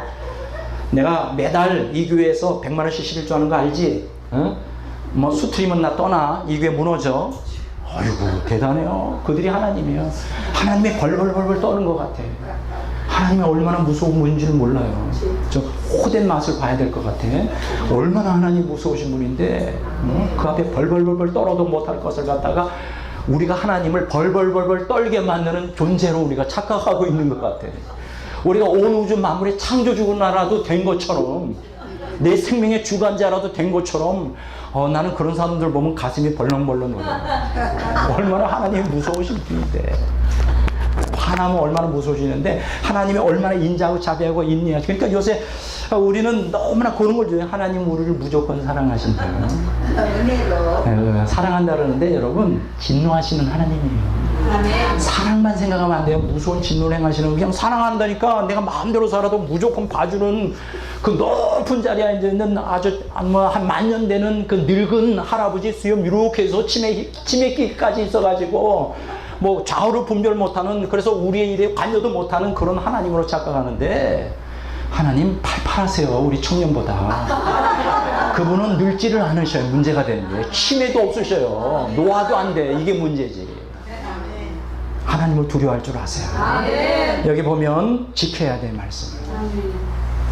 지키지 않으면 야고보서에 뭐라 그랬습니까? 야고보서에 2장이라 그러네. 야고보서 요한일서인가요? 야고보서에 요한일서. 아니요. 행함을 얻은 믿음인데 지키지 않는 건 한번 보겠습니다. 야고보서. 자, 야고보서 1장 22절부터 25절까지 읽어보겠습니다. 야고보서 1장 22절부터 25절 빨리 찾으세요. 다 같이 읽습니다. 너희는 말씀을 행하는 자가 되고 듣기만 하여 자신을 속이는 자가 되지 말라. 누구든지 말씀을 듣고 행하지 않으면 그는 거울로 자기의 생긴 얼굴을 보는 사람과 같아서 제 자신을 보고 가서 그 모습이 어떠했는지를 곧 잊어버리거니와 자유롭게 하는 온전한 율법을 들여다보고 있는 자는 듣고 잊어버리는 자가 아니요 실천하는 자니 이 사람은 그 행하는 일에 복을 받으리라. 아멘. 실천해야 복을 받아요. 아멘. 말씀만 그냥 듣고 묵상만 한다고 사모만 한다고 그래 그게 그 안에 들어가지 않으면 뭐예요? 그 말씀을 듣고 행하지 않으면 23절에 뭐라 그랬어요? 거울로 자기의 생긴 얼굴 보고 곧바로 잊어버리는 거예요. 곧바로 잊어버리는 거예요. 말씀을 듣고 내 안에 받아들였으면 행해야 돼요. 아멘. 행해야 돼요. 말씀대로 그냥 순종하는 삶을 살아야 돼요. 근데 물론 100% 어렵죠. 그러니까 그래서 회개가 필요한 거예요. 그래서 예수님의 피를 의지하여 날마다 가슴을 치며 하나님 말씀에 순종하지 못한 거, 내가 원수를 살아가지 못한 거, 나를 향하여 욕하는 사람을 용납하지 못한 거, 내가 겸손하지 못한 거, 내가 오늘도 탐욕대로 산 거, 회개해야 돼요. 회개해야 돼요. 가슴을 치면서 그러면서 말씀에 순종하려고. 여러분 말씀 순종이 쉬운 줄 알아요? 투쟁해야지 돼요. 말씀이 내 안에 거하면 생명이 일어나서 자기 마귀의 세계가 무너지고 마귀의 나라가 무너진다는 걸 잘 아는 사탄은 우리에게 말씀을 지키지 못하도록 수단 방법을 안 가려요. 우리에게 세 가지 적이 있다는 거 알고 계시잖아요. 세상, 마귀, 내 옛사람. 세상도 말씀을 지키지 못하도록 우리를 유혹하고요. 그래서 말씀대로 순종한다는 게 보통 어려운 일. 오늘날, 특히 오늘날 물질 문명 사회에 어떻게든지 물건을 팔아먹으려고 그냥 수단 방법 가리지 않고 막 광고를 때리는 그냥 수많은 사람. 그 사람들이 광고를 해서 상품을 팔려고 하는 거는 오직 우리를 위해서가 아니에요. 돈 벌기 위한 거예요. 물론 그걸 통해서 물질 문명이 발달도 하고 좋은 면도 있지만 그거보다는 더 우리에게 오는 피해가 더 크단 말이에요. 그리고 이 타락하고 폐역한 이 악한 세상에서 우리가 생명을 얻어 천국 들어가려면 어떻게 되냐? 우리가 말씀을 지켜야 돼요. 근데 쉽지 않아요. 세상 속에서 말씀을 들어요. 그러니까 여러분들이 항상 말씀을 묵상하고 사모하면서 회개하는 마음으로 이 말씀대로 지키겠다고 하는 굳은 결의가 없으면 안 돼요. 옛사람이 또 가만 놔둬요?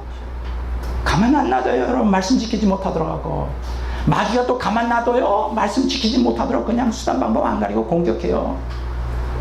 그래서 뭐가 필요하냐? 영적 투쟁이 필요해요. 영적 투쟁이 필요해요. 여러분 영적 투쟁을 하시길 바랍니다. 자, 먼저 영적 투쟁 하니까 사람들이 싫어하는 사람들이 많아요. 뭐 백목사는 뭐 싸움질 뭐 깡패같이 생기지도 않았으면서 아주 생님처럼 아주 얌전해서 그래요. 사실 한 번도 싸워본 적이 없어요. 무서워가지고 감시날 때 딱 한 번 데모한 거밖에 없어요. 내가 옛날에 그 신도림에서 개척하기 전에 이제 아직 개척하기 전이었어요. 근데 이제 어떤 그 기도 모임이 있어서 이제 자주 그 산에서 모이거든요. 그럼 거기서 철야하고 어떤 주도를 하는 그 전도사님, 그때도 전도사님이 있었는데, 그분의 말씀을 듣고 이제 새벽마다 오는 거예요. 그러니까 이제 산에 가니까 항상 이 운동화를 신고 다니는데 항상 이게 지능이 붙잖아요. 동네에서 저를 신고해서 간첩으로. 이상한 사람이 갈 때는 멀쩡한데 새벽에 아침에 집에 들어가면 매일 지능이 묻어서 뭔가 그 북한하고 접선해서 오는 것 같다. 근데 그 사람이 내가 간첩이었으면 돈 많이 벌었을 텐데, 그 어느 날 집에 있는데 거기 영등포 경찰서에 두 형사가 저를 딱 문에서 좀 할 말이 있다. 딱 보니까 위협을 느끼겠는 거예요. 그래서 저희 집에 책을 딱 보고 뭐 하고 사느냐. 그래서 저는 너무 또 순진하잖아요. 이렇게 반정부 운동을 한 적 있냐. 그래서 딱 한 번 얘기했죠. 내가 감신 다닐 때 데모 한 번 한 적이 있다. 근데 사실 그때 난 하고 싶지 않았다.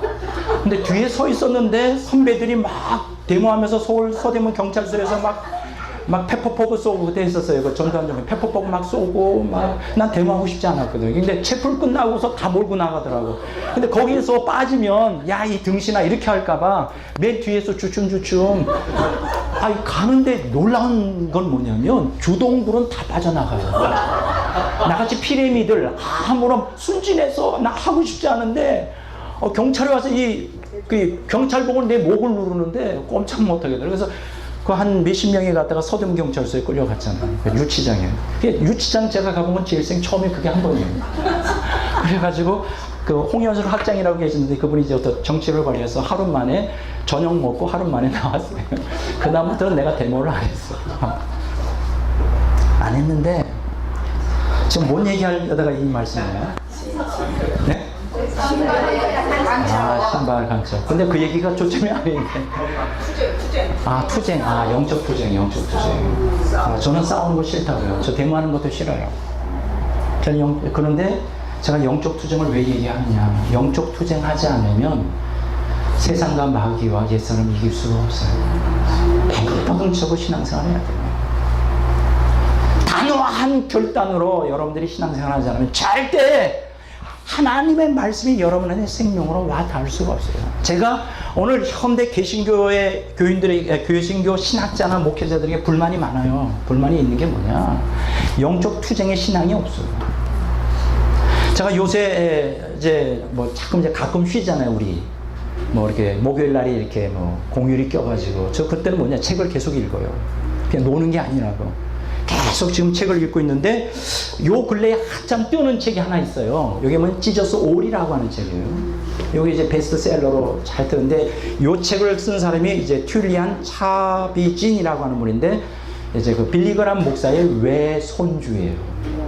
근데 나름대로는 굉장히 고난 가운데서 이제 복음을 이해하고 이 책을 썼어요. 책 내용이 나쁘지는 않아요. 책 내용이 뭐냐 한마디로 말하면 뭐냐 어떤 환경에 어려움이 있더라도 Jesus all 예수님이 전부이면 된다. 예수님이 전부여야 된다. 자, 따라서 영어로 한번 해볼까요? Jesus all. 자, 다시 한번 따라서 합시다. Jesus all.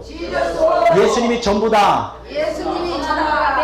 근데요, 이걸 어떻게 또 한국어로 번역했는지 알아요? 예수로 충분합니다. 이게 번역이에요. 나는 이게 잘못된 번역이라고 생각해요. 예수로 충분하다는 것은 Jesus is enough라는 뜻이에요. 그냥 만족한다 이런 얘기예요. 그 뜻이 아니에요. 이 저자의 뜻은 예수님이 전부라고 해야 되는 거예요. 내 인생에서 승리, 내 인생에서의 그 모든 것에 있어서 승리는 Jesus all. 자, 한번 따라서 합시다. Jesus all. 예수님만으로 충분하다는 뜻이 아니에요. 그러니까 우리가 이 번역 과정에서 했는데, 그래서 제가 너무 큰 기대를 가지고 이걸 읽어봤습니다. 근데 읽을 때마다 자꾸만 실망을 해요. 본질이 빠졌다. 그 본질이 뭘까요? 영적 투쟁이 없어요.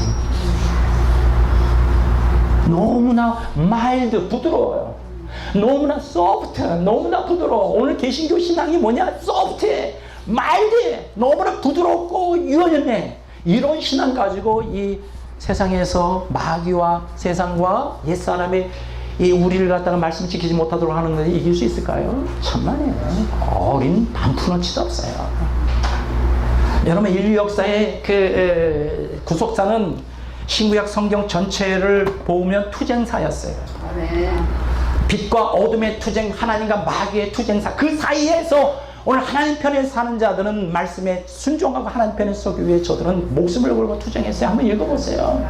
구약의 선지자들 읽어보세요. 신약의 사도들을 읽어보세요. 그들이 목숨을 걸고 신앙생활하지 않는다. 근데 우리는 너무나 말대 소프트의 신앙이 신사적으로, 너무나 신사적으로 믿어.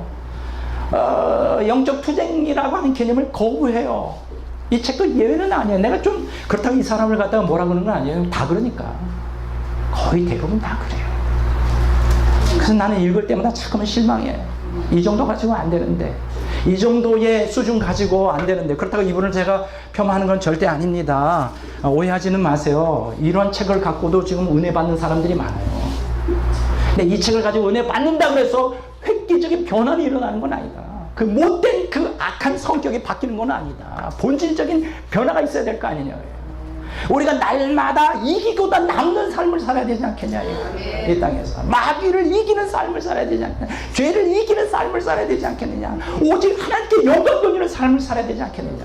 근데 이 정도 수준의 책들이 대부분이에요. 우리 개신교에서 나오는 책들의 거의 100권이라면 한두 권 찾아보기 어려워요. 나는 그게 슬프다는 거예요.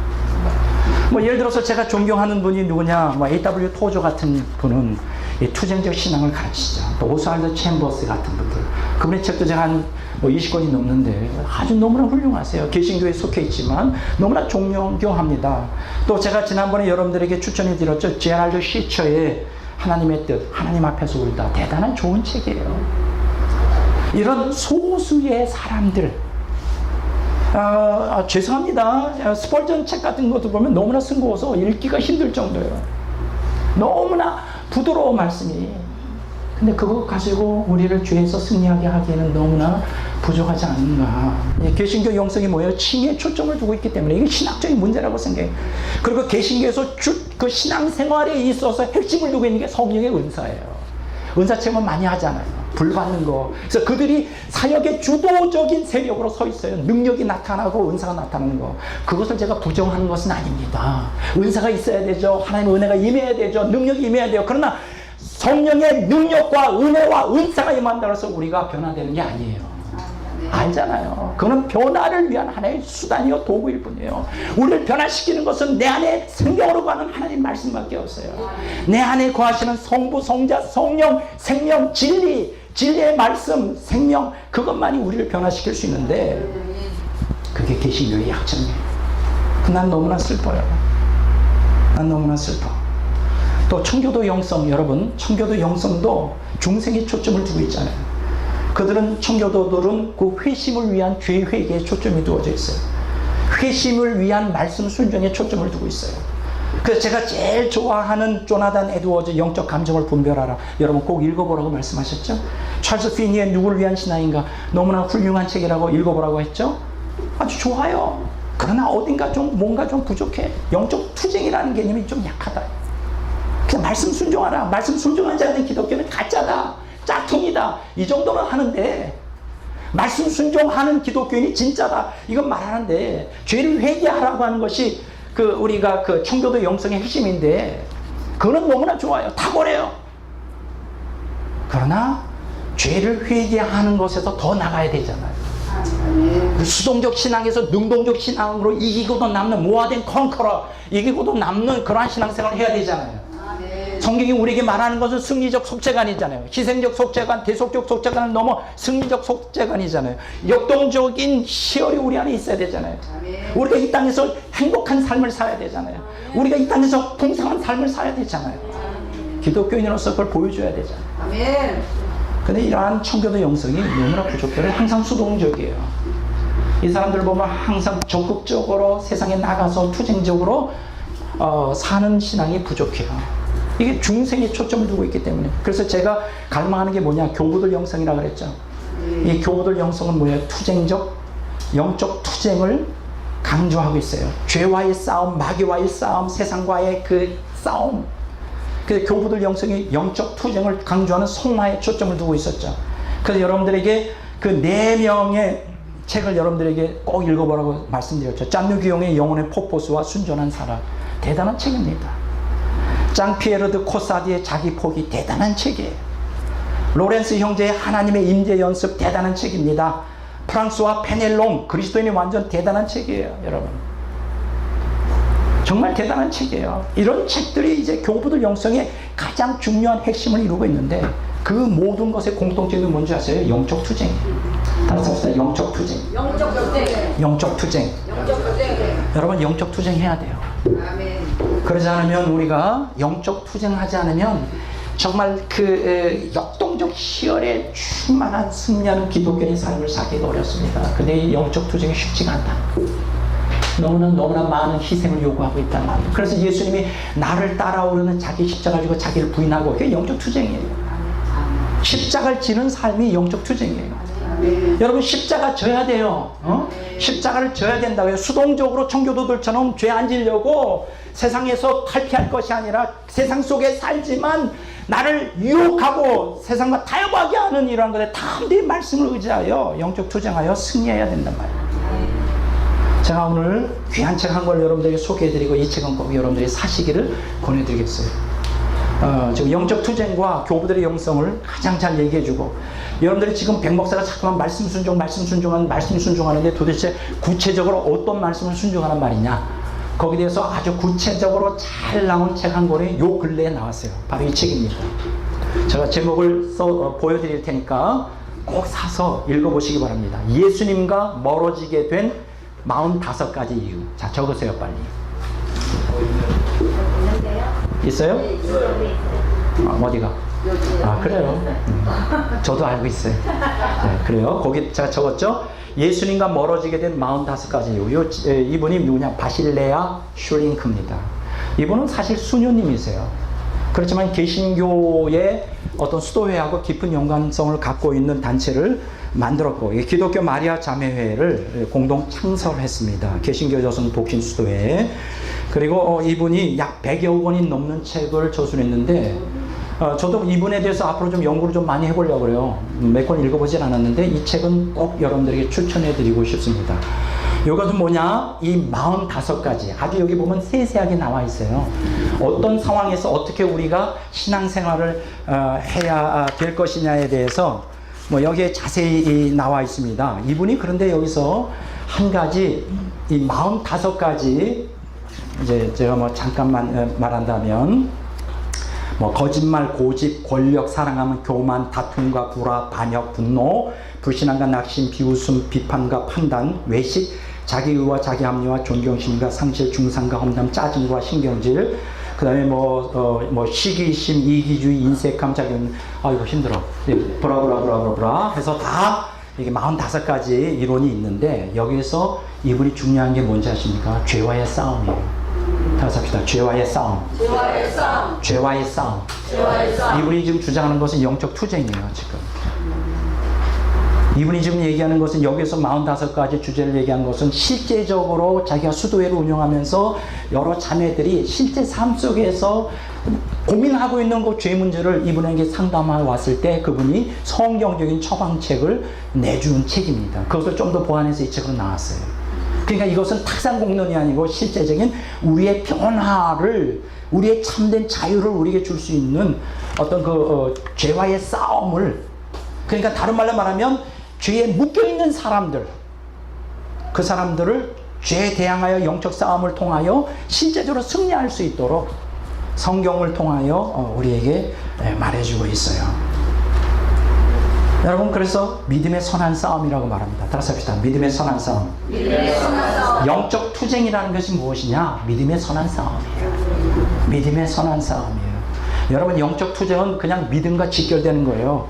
그래서 믿음의 선한 싸움이라는 게 뭐냐? 삶에 그냥 적용하여. 그러니까 이 사람은 뭘 주장하느냐? 머리로만 믿고 삶에 아무 일치하지 않는 건 아무 의미가 없어요.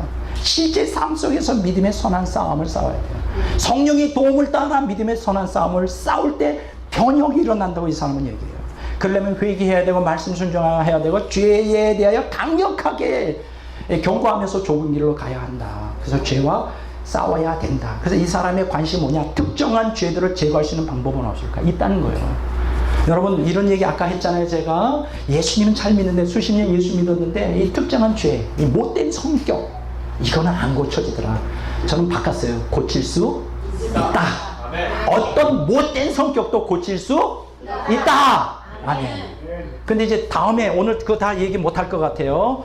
이제 다음에 또 하고 싶은 얘기는 이제 그 학문적으로 발견이 됐어요. 이 못된 것, 나의 안에 이 못된 자의 이 못된 삐뚤어진 이 타락한 본성에 나는 이 못된 것은 나이가 90대도 고칠 수 있다는 거예요. 희망을 가지세요. 아, 나이가 지금 내가 60이 됐기 때문에 이제는 끝났어. 이게 수십 년 동안 묵은지 같이 했는데 어떻게 내가 바뀔 수 있어요? 천만에. 죽을 때까지 변화를 일으켜야 돼요. 여러분, 우리가 이 땅을 떠날 때까지 성장과 성숙을 멈추지 말아야 돼요. 이것은 학문적으로 나온 거예요. 그건 다음에 제가 얘기를 할게요. 그래서 저는 소망을 갖고 있습니다. 우리는 변화될 수 있어요. 세상 사람들도 자기의 의지를 가지고 결단을 가지고 훈련을 통하여 연습을 통해 변화를 일으킬 수 있다면 우리들은 성령께서 계시잖아요. 내 안에 보혜사 성령께서 계시고 하나님 우편에 앉아서 계신 보혜사 되신 예수 그리스도 우리를 도우시고 예수 그리스도의 보혈과 성령의 능력과 하나님의 은혜가 날마다 우리를 도와주려고 하고 있잖아요. 우리 힘으로 하는 게 아니에요. 그러나 우리 의지도 드려야 돼요. 우리가 단호한 결단을 해야 되고 하나님께 도움을 구해야 됩니다. 하나님 살려주세요. 내가 변화되기를 원합니다. 하나님, 내 영혼이 변화되기를 원합니다. 내가 옛사람에서 새 사람으로 변화되기를 원합니다. 내가 생명이 충만한 삶을 살기를 원합니다. 내가 승리하는 삶을 살기를 원합니다. 나는 행복한 삶을 살기를 원합니다. 할 수 있어요. 왜 우리가 그동안 안 됐을까? 몰라서, 구하지 않아서 투쟁을 안 했어요. 이 사람은 영적 투쟁을 얘기해요. 그런데 놀라운 것이 여기 뭐냐면 이 사람의 사상이 저와 사상이 같아요. 그렇다고 이 사람처럼 제가 위대하다는 건 절대 아닙니다. 저는 아무것도 아니고 무명의 전도자고 이 사람은 너무 유명한 사람이에요. 근데 제가 감사한 것은 이분은 말씀에 근거를 두어서 하고 있다는 거예요. 이 사람이 뭐라 그런지 아세요? 제가 주장하는 것처럼 사랑하지 않는 사람은 지옥 간다는 거예요. 거룩하지 않는 자는 지옥 간다는 거예요. 제가 이제 오늘 말씀 순종의 핵심이 무엇인지 둘째 시간에 얘기할 텐데 그럼 도대체 말씀 순종을 뭘 하라는 거야? 말씀이 생명이라고 하는데 백목사 뭘 말씀 순종하라는 거야? 이제 그거는 이제 제가 두 번째 시간에 제가 말씀을 드릴 텐데 여러분 이분이 그 얘기를 하고 있어요. 예수를 믿는다고 다 끝난 게 아니다. 사랑하지 않는 기독교인들이여 경고를 한다. 사랑하지 않으면 지옥 간다. 이 사람은 뭐라고 말하냐? 지옥 간다고 말하지 않고 천국 들어가지 못한다. 그 얘기가 그 얘기죠. 나는 조금 더 레디칼하고 약간 좀 강해요. 이 사람은 거룩하지 않은 자는 천국에 들어갈 수 없다. 그게 뭐예요? 지옥 가는 것이지. 그러니까 나는 거룩을 추구하지 않는 자는 지옥 간다 이렇게 얘기하는데 이분은 천국 가지 못한다 이렇게. 성경이 다 있으니까. 회개하지 않으면 천국 가지 못한다고 말해요. 나는 뭐라고 그러냐? 회개하지 않으면 지옥 간다. 같은 얘기죠 뭐. 다른 말이에요? 그 얘기가 돼. 그러면서 이분은 뭐라 그러냐? 주의 능력을 이기고 멸하는 주님을 믿잖아요. 그래서 이 사람이 뭘 얘기했냐? 이 책을 통하여 우리에게 주는 것은 실제적으로 이 말씀을 그렇게 선포했고 그리고 많은 분들이 이 말씀에 순종했을 때 변화를 일으켰다. 이게 말이에요. 우리 이 책을 여러분들이 꼭 구입해서 45가지 주제인데 한꺼번에 다 읽으려고 하지 말고 하루에 한 섹션씩 아니면 일주일에 한 섹션씩 두고 그리고 읽다가 여기에 기록된 죄가 내가 걸렸으면 그걸 집중적으로 맨날 며칠 기도하면서 읽고 묵상하고 말씀을 돌아보고 결단하고 투쟁하고 그렇게 해보시라고요. 그러니까 이걸 갖다가 한 번에 싹 읽고 끝나는 게 아니라 뭐 5년이고 10년이고 두고 옆에 두고 여러분들이 죄에서 여러분들의 그 못되고 저와 여러분들의 못되고 이 나쁜 이 악한 이 죄성을 하나하나 우리가 주님의 은혜와 능력으로 제거하고 말씀이 내 안에 거하여 승리하는 삶 살기 위해서 이 책들을 좀 이용해 봤으면 좋겠다 이거예요. 이런 책들은 참 좋습니다. 근데 이런 책들을 찾아보기가 쉽지 않다는 거예요. 이 책을 꼭 구입하시기를 바랍니다. 아멘 했어요. 아멘 했는데 안 사시면 안 돼요. 제 책장사 아니에요. 저는 저기하고 아무 관계가 없습니다. 잠언서 3장 1절에서 7절 보고 첫 시간을 끝냅니다.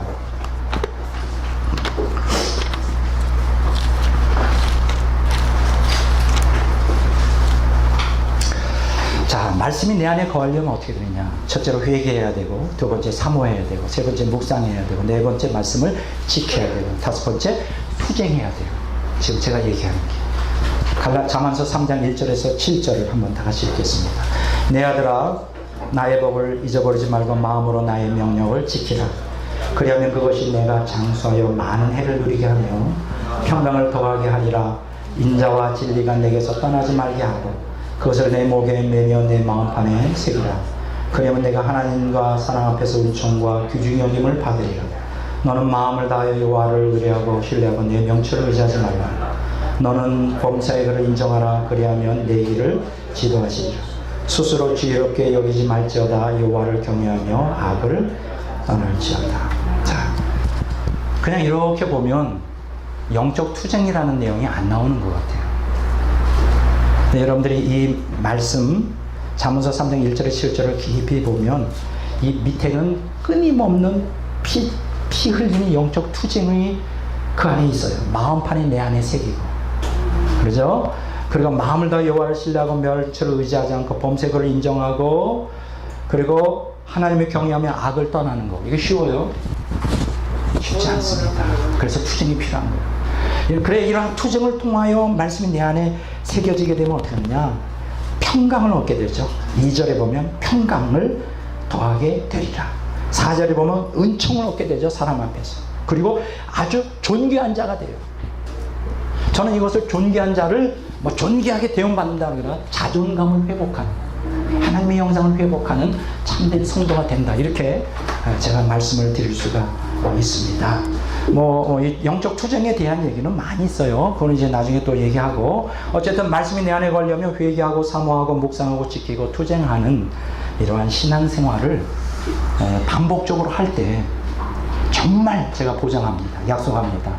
이 땅에서 가장 멋있는 기독교인이 될 수 있어요. 그렇죠. 하나님의 자녀답게 정말 이 땅엔 여러분들이 나이가 어떻게 됐든, 여러분들이 공부를 많이 했든 적어든, 인물이 이쁘든 안 돼도 관계없습니다. Don't care. 관계없고, 여러분들이 정말 하나님께 영광 돌리는 삶을 살다가 영원한 천국에 들어가는 것을 보장할 수 있어요. 그때 저와 여러분들이 다 사시기를 주의 이름으로 축원합니다. 아멘. 자, 이 시간에 이제 끝내고 오늘 시를 두 편을 여러분들에게 나눠드렸어요.